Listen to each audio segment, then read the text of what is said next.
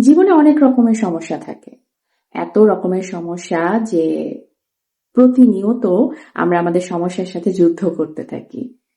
একসময় হাঁপিয়ে উঠি, তারপর কে যেন পিছন থেকে বলে, "উঠে দাঁড়াও, আবার সামনে এগো।"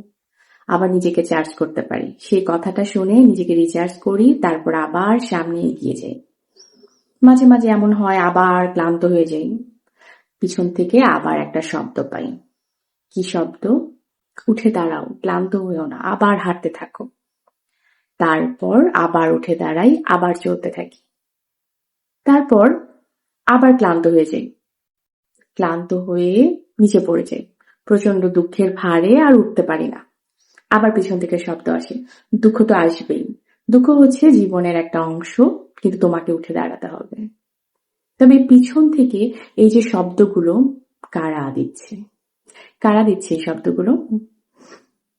ডিভাইন ফোর্স অফ কনসাসনেস, মানে আপনার অন্তরের শব্দ, যেটাকে আমরা পিছন থেকে উপলব্ধি করতে পারছি। উঠে দাঁড়াও, আবার চলো, দুঃখের সাথে যুদ্ধ করো।